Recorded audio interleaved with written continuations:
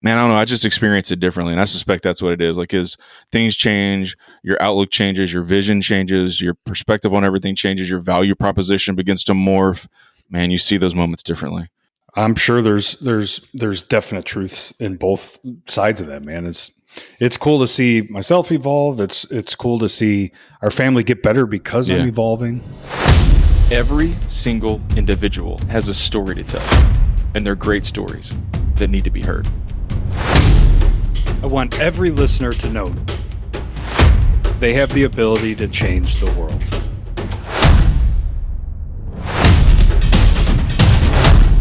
Welcome to the 1720 podcast.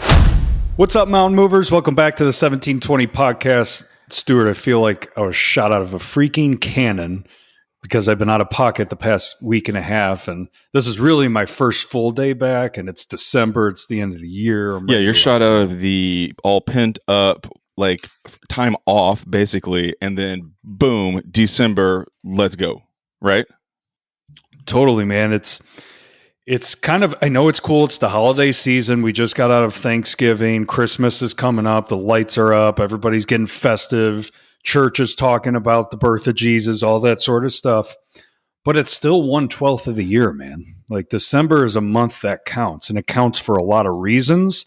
And so this is our first week of December, and we're going to be talking about some cool stuff this month. But first, I want to start it with the gut punch. Just well, right? And you're welcome to here. I'll just lift my shirt up so you can hit me right in the gut. But the gist of all of it is, like, December, don't give it up. How many people, you're probably closer to this than I am, like, in terms of percentages over population, just give up on December, though? It's well, what's your guess?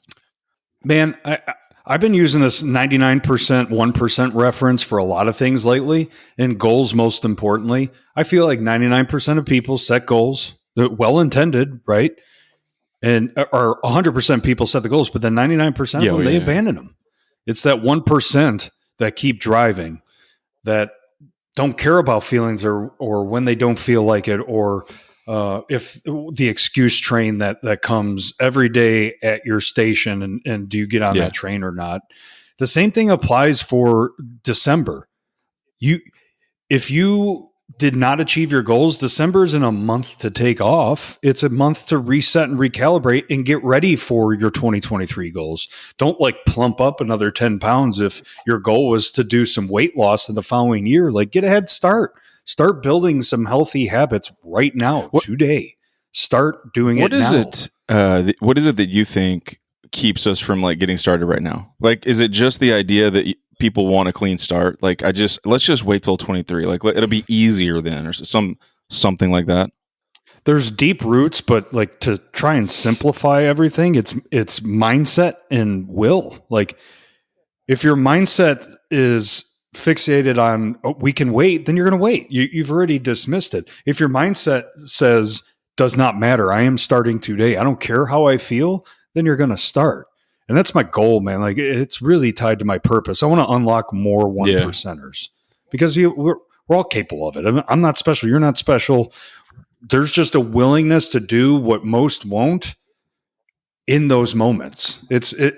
I want to eat, like, a bunch of junk and chocolate and all that sort of stuff. And I'm guilty of that at the Disney trip, but I'm back on the healthy meal train today. Like, it ended, but I made a commitment to my family for that vacation that we were going to stop. But today it's back and we're gunning, man. And I think it's just people want to excuse the holidays as a reason not to get after it in that final month. Well, people, like, chalk up the holidays as being like, this is just a time where I can do whatever, right? And so you just let it start over.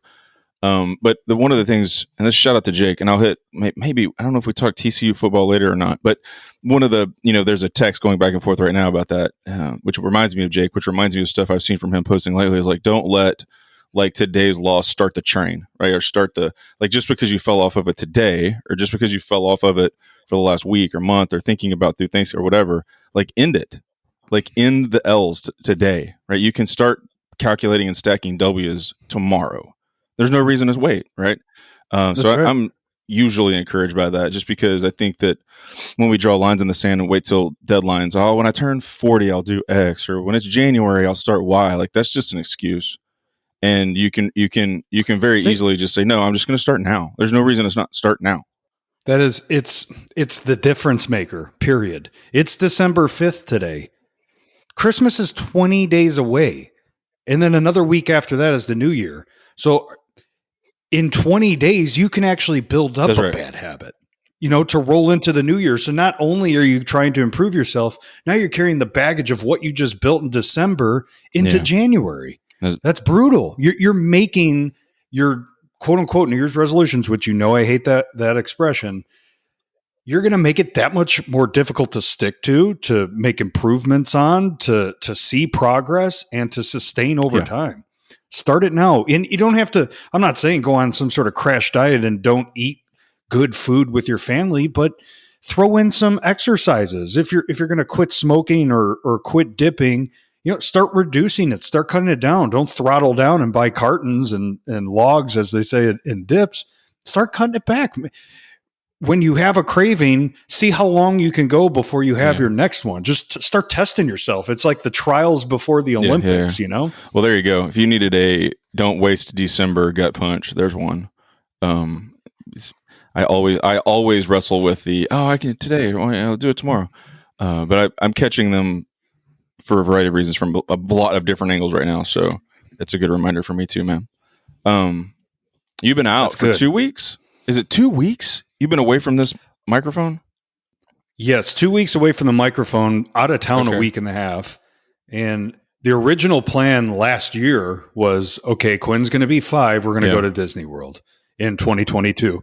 So we've been planning and saving, and I've made this commitment to the family all year, regardless of what happened in my career life. That was happening. But based on what's happened in my career, what I ended up adding to the trip was a visit to see my parents the week before. So from Tuesday to Saturday of Thanksgiving, we went to Chicago, spent some time with the family, and then we went to Disney World. And I know we've talked about it on here often, and it's actually today's daily motivation. I kind of circled this concept, but you hear you don't have 10 more years, you have 10 more experiences, right? Like Jesse Itz or a bunch of other people have talked about that. But that's something that's like, you don't want to let those words and expressions just pass you by just because they're commonly said or cliche. And I'm going to give you a hat tip in a moment here. But the Chicago one, I added that to our family agenda because of exactly that expression. Take it serious. I'm taking action on it. I can afford my time right now in this season to carve out those extra days. So let's go see them. Let's go to them. Bring Quinn around to family. There's certain things that did not work out because all 3 of us caught a stomach bug, and it started with Quinn. So we couldn't bring her around my grandma, which was a key ingredient to that trip. But if it weren't for that, we would have. But man, that whole trip is revolved around that one sentence, man, that you and I have heard, and it's gut punched both of us. It's never left ever since it gut punched me. Dude, 2 stories around that specific idea, right? I don't know if I know Hayes talked about it actually when we recorded last week, but he was talking about how we had just come back from Greenville, Mississippi to go see Mamaw. And we just don't see her that much, but she's Ashley and I are our last living grandparent, and we just have to go. We just have to go. Basketball can't interfere, turkey can't we just have to go. And secondary to that is it's sometimes it takes these moments to help us all learn around them. But there's a guy in my small group whose mother passed over the holidays, and just thankfully he had sort of committed to make the trip home over the holidays. He happened to be en route when things took a turn for the worst, and he got to be there with his mom in those last days. But man, just unpacking some of that with him, those moments, those reflections, those times, those regrets, all of it, man, is just don't waste that. Don't waste this opportunity, this 1 of 10 that are left. Don't waste that because you got selfish or silly or short-sighted. Man, go, call, show up, be there, It's huge. What I've been trying to do lately in my life is wisdom nuggets. We've talked about them on here for years, But when I hear one, I stop. Like, yeah, that was a good nugget. Yeah, now yeah. what? Like, do something with it, you know? And I think we fall victim of that, of like sharing it on Instagram. I know you're not a big Instagram guy, but there's a lot of motivation reels on Instagram that I share and people share with me. And it's like, oh, that was awesome. Then you move on with your same old ways. Like, whatever you're hearing from people, this podcast, your mentors, the people around you, if something sticks, start reflecting on it and then take some action. And that's helped me. I'll fast forward the story and then we can walk backwards on it, because I want to give you this hat tip. And you haven't read it yet, but you're in today's daily motivation. I don't specifically call it out, but you're going to know exactly what I'm talking about. Right when the trip started, you're like, hey, has Disney started? And you shared pictures of William, and it was William, I think, on your shoulders, and it was super tiny. And I know how big William is today. And you're like, dude, this feels like yesterday to me. So cherish those moments, right? And that's the expression, cherish the moment. That could go right over my head, right? Like, yeah, got it. And then just move on. But that helped me ground my feet throughout the week when I wanted to venture into, I want to get back to writing the book. I want to get back to helping others. I want to get back to church. I want, like all these want to. He's like, no, stop it. Cherish this. This is special. And when I did cherish it and really watch, like, I'd start getting emotional at certain things. And you enjoyed the moment more because you took that expression that commonly gets overlooked and you actually walked it. So you kind of kicked off that trip for me. So thank you. Happy that it stuck, right? Because it's not something that I came up with or is unique to us or whatever. But like sometimes it takes someone saying it, even if it's the 100th time. Sometimes it takes reflecting on it, even if it's the 100th time. Dude, I'll tell you 2 stories on top of that aren't on our prep sheet. Remember, I don't think it was when you started doing those daily motivationals, but at some point along the way, I was like, oh, I've been collecting like stuff for years. And I sent you like a folder, like a Google Photos folder that had like a gazillion things I had collected. Do you remember that? It's still in my bookmark list on Google. Side note. It's called DM/Stewart. Send that back to me because I can't find the exact like folder link. But I was flipping through photos the other day looking for something on my phone, and I hit like a skid of where they are just like in the timeline.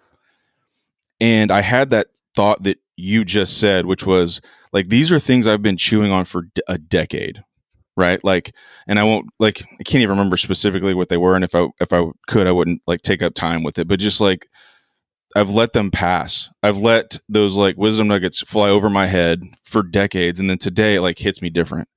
Or hits me different in a way that's like, man, I've been trying to do X for a decade and I just can't, I haven't done it. Like what, right? So those things that are flying over your head, we need to like reflect on them. We like, if you hear it again, it's because you need to hear it again. And the second thing I would say around that is I was listening to, I forget exactly who it was, and I may have said this on here before. So if I have, just fast forward. What's the guy who writes the Daily Stoic? I can't think of his name. Ryan Holiday. He was talking about his way of like putting all of his thoughts together when he writes his books and stuff. Have I told you the story? So he's talking about like the way he puts all of his thoughts together, and he has these like it's like a note card box, and he has note cards. So when he has like that wisdom nugget moment, he stops, writes it down, puts it in the back, right? And then he'll like reflect through. So he'll, days and weeks, and then reflect through those, sort of like rifling through the things that hit him. Like, oh man, that's 3 of the same thing. Like that must have been a good one. And so that was his way of sort of like revisiting those moments that sort of you think about or you want to reflect on or whatever in a way that's tangible. And that spoke to me in a different way because I've always done it digitally. And he's saying, no, man, like I can't do it digitally. It has to be tactile. I have to have like physical cards and write it down and all this. And so it kind of comes back to the notion of like journaling and things like we've talked about a gazillion times on here, as an actual practical implementable way of not letting those things just zoom over your head, right? Like just reflecting and coming back to them. Like that was important to me 3 years ago. I still need to be thinking about it. Yeah, because you either lose track of it, or it speaks to you different in different seasons of life. Like it's showering, it's exercising, it's eating. Like this is why we're still doing this podcast 3 years in, dude. Like we still need it. We still need to learn, and we still want to help others, right? Like it's continuous. It's never ending. That search for wisdom and knowledge is forever. And the moment we think we have it figured out, there's our downward slope. There it is. All right. So time with parents. Love that talk. But Disney World is you guys have never been, man. And so as I was pinging you over the week, I was actually hoping this showed up on the prep sheet to digest like how it went. But also, man, we went in 2015, right at the exact same time you went. Packed. The whole park was packed. And I remember moments from that, like, okay, this, or here's like demonstration of excellence, or, societal norms being challenged, or like, I remember these little moments. So I'll be curious, you want to unpack personal story part of that first, like how it went with you guys, or like reflections on being at Disney? And if you might have some that you want to hit on, and I have some I can laser beam at you if you don't. So where you want to go? Well-oiled machine. Oh, gosh, right? Yeah. That's what is it, 43 square miles, and they could keep you on campus.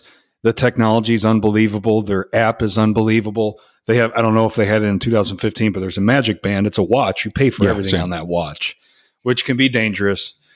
Everything's expensive, but everything's beautiful. Everybody's kind. Yeah, right. Works there. You have a societal paradigm there, really, between the workers and then the minions, us running around, and you kind of get to see society hard at work. Some good, some not so good. It's interesting to see when the crowds get big, like, or, the difference between sitting in the center or the edge based on, your timing of arriving somewhere and just how people react. Yeah. There's some shake your head moments overall, but amazing memories with the family, 100%. Quinn was 44 inches. I thought I measured her as 44 and a quarter. So I thought we were more than good, but she was right at that 44-inch bar, like for a lot of rides. I'd say 8 rides between the 4 parks, and they were the key rides, like Avatar, where if she didn't get on. So I had to put my sail shoes on and be like, hey, I measure as 44 and a quarter. Let's measure your measuring stick because I think it's off, like all that sort of stuff. But then when you get on the ride, you're like, they need to be 44 inches for a reason. Like, and not because the height really is like the difference of a half inch is going to rock their foundation. They're going to slip out of the ride, but there's just a level of intensity, right, that increases when you're on that ride. And so there were some that like, like Mount Everest at, what park? Animal Kingdom. Animal Kingdom. Yeah, 44 inches. And you have 2 still shots from my daughter's face when the camera hits, man. And the first time she had no idea it was coming. The second time she did know what was coming and even had a better reaction. So that was amazing. I'm going to jump in right here because I need to figure out how to get you the video so that you can Instagram him or something of Hayes. So we went 7 years ago. He's 13. He was about Quinn's age when we went. And I have a video of him like standing in line at Expedition Everest, just like being hazy-licious, just swaggy dashy, dancing and being like all about it. And then when the ride's over, like draped like a wet blanket over Ashley's shoulder, bawling because that thing is intense.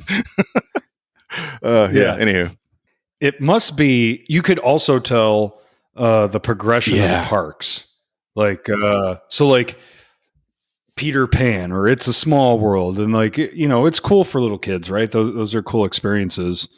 But you find out like, hey, magicguide.com, I think it was, it'll tell you like, these are the top 7 rides. And then you're fighting over genie passes to try and like reserve space in the Lightning Lane, which is Lightning Lane pro tip, game changer. Like you have to get the Genie Plus and reserve Lightning Lane passes the moment it hits 7 a.m. But anyway, back to the point. Peter Pan's like one of the top attractions of Magic Kingdom. We went through it, and Sadie and I are looking at each other like, this is creepy. This is weird creepiness from the 60s. Yeah. Right. So like those animatronic kind of deals, but then you go to Avatar that's brand new and you're like, I'm right up against this thing and I still can't tell if that's a machine or not. Like, so it's kind of cool to see that storyline.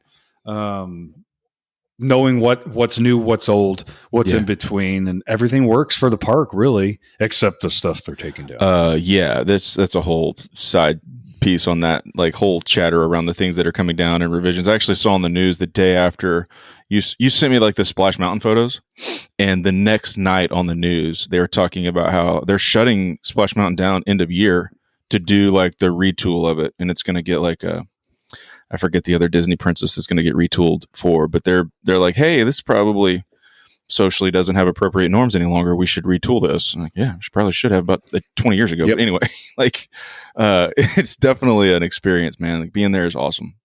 It is. And I think there's a lot of favorites, right? And it's in today's DM that when I was cherishing the moments, and then the second wisdom nugget that I'll share in a minute, like there were times where I just was observing Quinn and then would kind of get teary-eyed, because I'm there. I'm present. Yeah.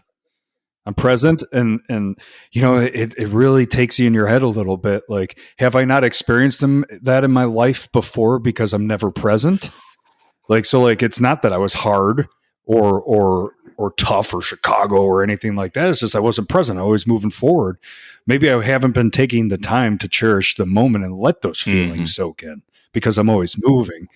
So like there's big things in the head. I'd be curious to, I was going to be curious how that feels in 2 or 3 weeks, right? Because I don't think it's that you're not present.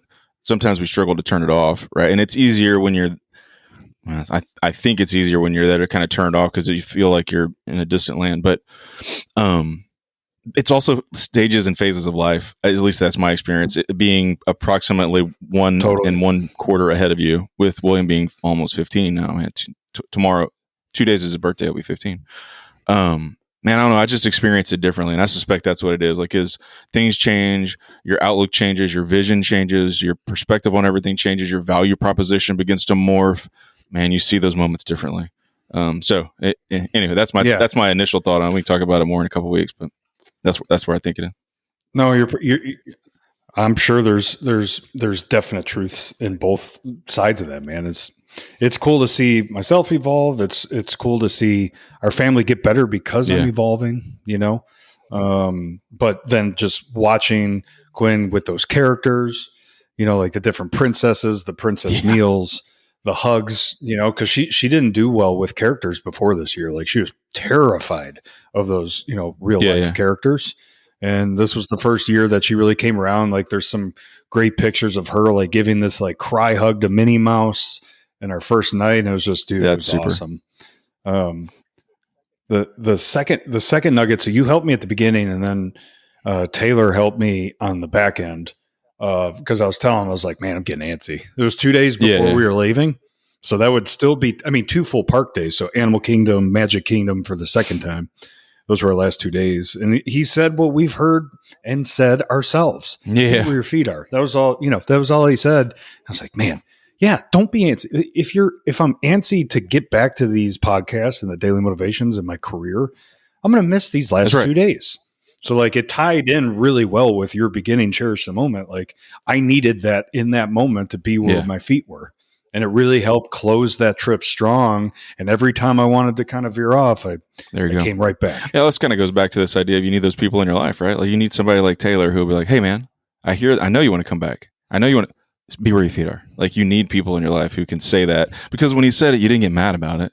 You were like, God, that guy. You're like, oh, right. I know.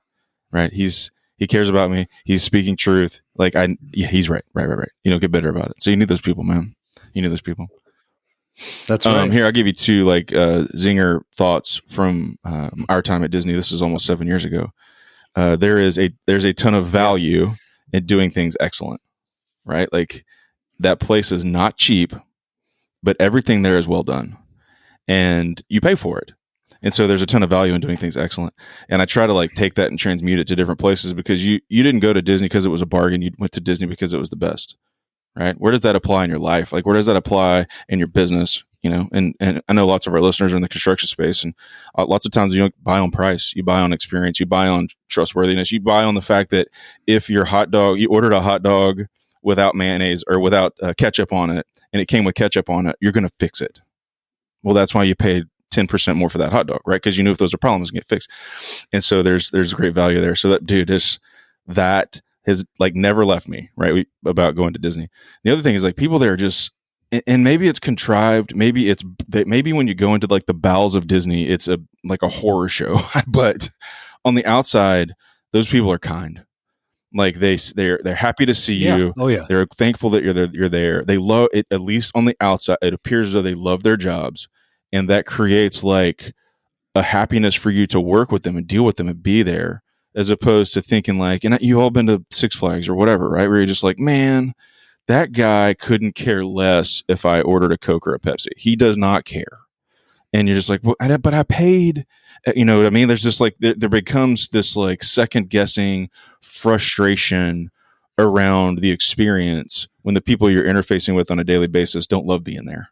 And so I've taken that away from there. It's just like, again, maybe in the bowels of Disney, it's a horror show. I don't know, but at least outwardly, those people love their jobs. They love being there. So. Yeah, those are great points. I wondered, like, you see Winnie the Pooh in the suit, right? And it's like, what does the questionnaire and or job interview look like? Like, can you handle thousands of kids hugging you a day in the August heat? Well, so here's parents complaining nonstop. Like, you got to have some strong character to do that. I actually have. We should have her on. That'd be a fun ask, especially in light of this.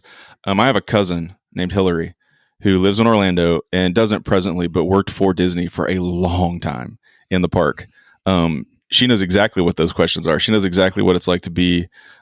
She wasn't Winnie the Pooh, but I think she was a backup for Snow White, I think, and did a bunch of like park stuff. And when we went, we met up with her. She gave us the like, not secret tour, but like, here, go here. That's not worth standing in this line. This is, you need to go over here. Sort of the insider take. And so, and again, she's like uniquely built for that. She like loved her job. She loved being there. She loves kids. All of it. Right. And so the interview may not be like, do you love sweating to death in a Winnie the Pooh suit? I suspect it pivots more around like, do you love kids and do you love people and do you love being in the service industry and stuff like that? Because the answers for her are all like, absolutely yes. Right. And theater, there's a theater component to that too. Like she's a theater person.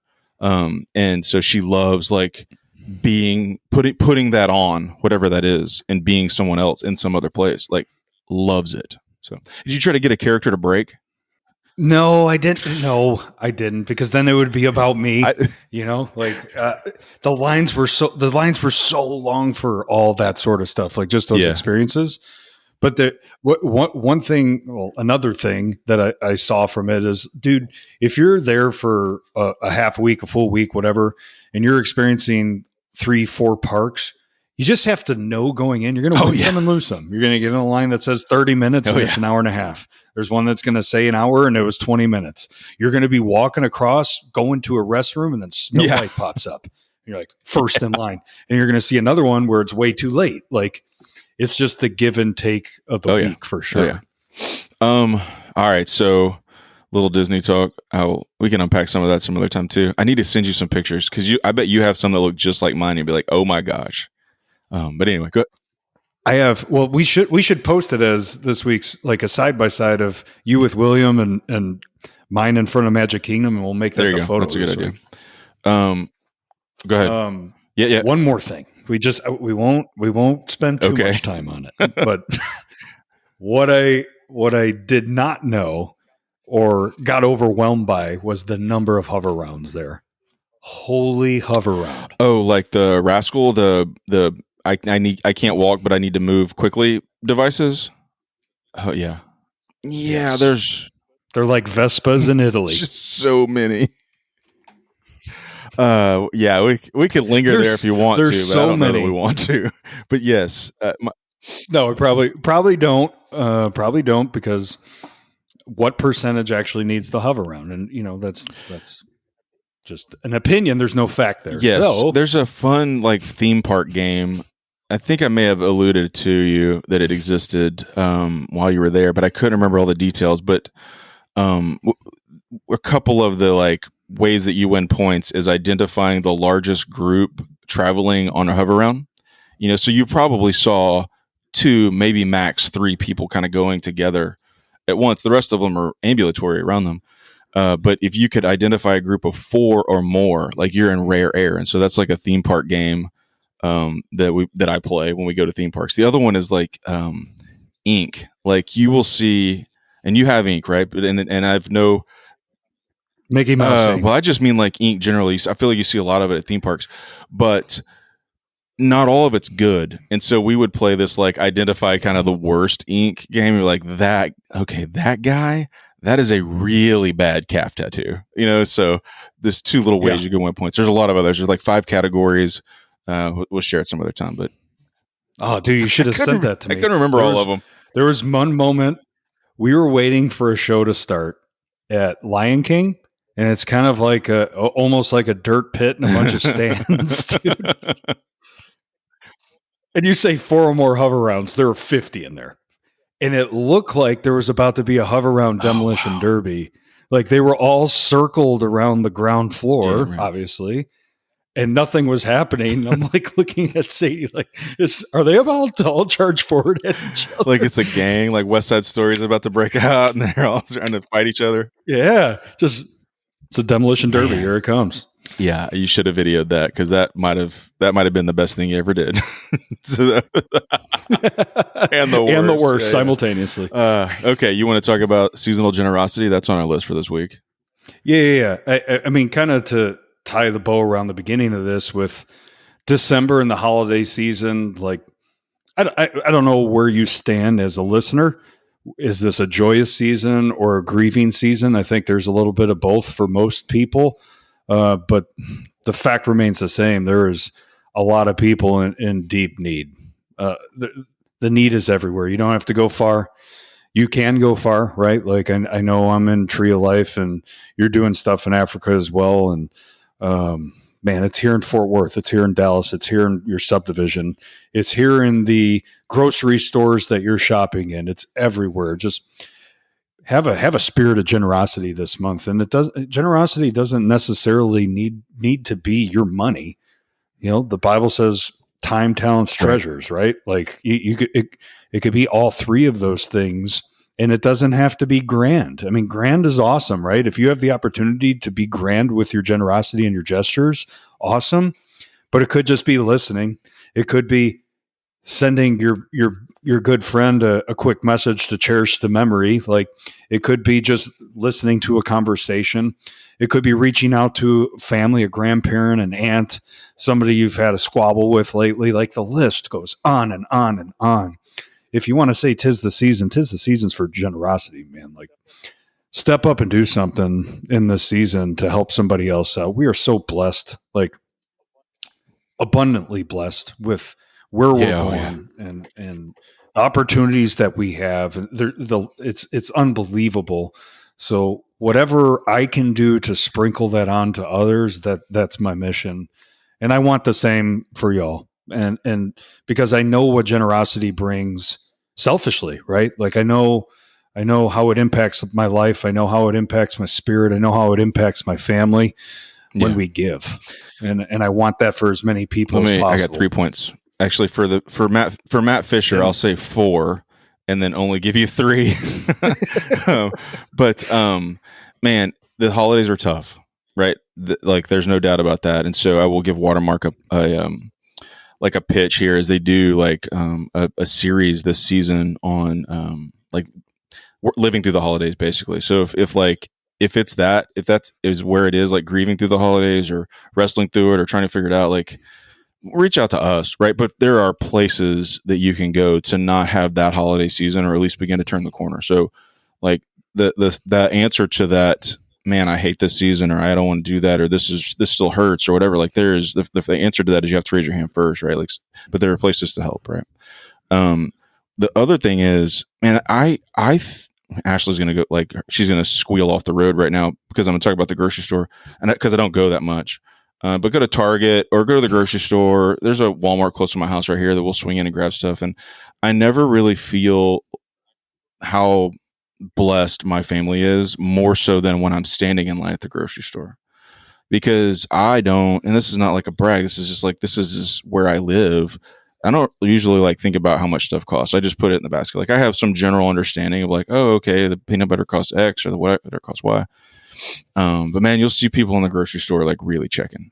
Like, can I afford a loaf of bread right now? And yeah, especially now. Yeah. And so, man, if you have a chance to say, you know what, you don't have to worry about a loaf of bread. Like, look up at the grocery store, because there are great opportunities there. And if that's not the space, I will say the third thing I will say is, if you're looking for a space to lean in, volunteer, give, etc., our city is rife with those opportunities.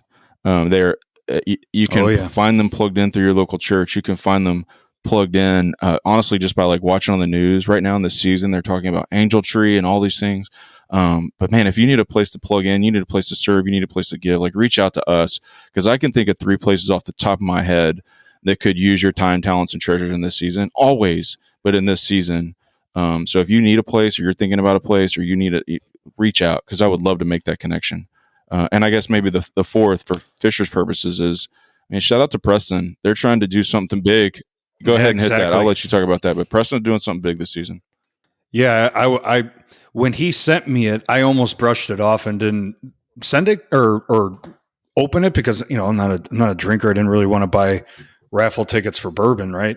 But I read it, and I'm glad I read it, because I saw that all the money being raised is going to 6 different families to buy their Christmas gifts and hopefully their meals. And I'm sure if the raffle sales go above and beyond, that the Builders Bourbon Society is going to go above and beyond as well. So we actually posted that from our social media yesterday, a link to the raffle. And if you are a bourbon fan and drinker, that there's awesome bourbons being given away.